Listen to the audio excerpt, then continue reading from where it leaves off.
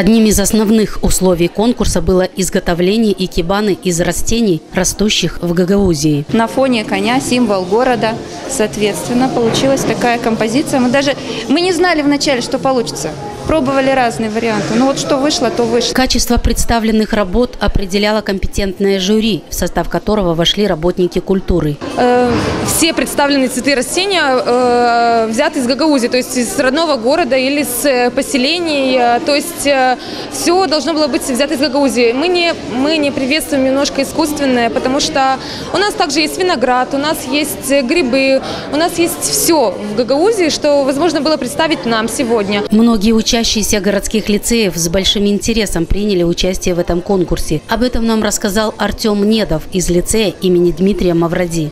Это и мне мама помогала делать и разукрашивать вот это. И оставил я сам и придумывал все это. Эти цветы высушили детки, сорвали, высушили их, чтобы их класс зимой украшали эти цветы. Вот эта картина называется «Гагаузский флаг».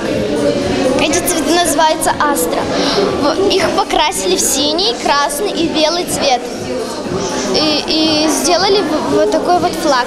Однозначно, что изготовление икебаны проходило с помощью наставников-преподавателей.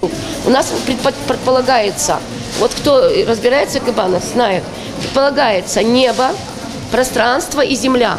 3 девицы под окном, пряли поздно вечерком. Пожалуйста, все идут по росту.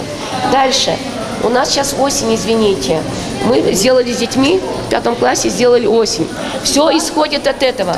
Травы лечат печаль, Аристотель сказал, травы лечат печаль, смех даруют цветы. Понимаете? Отсюда, потому мы так и специально вот сделали, расставили.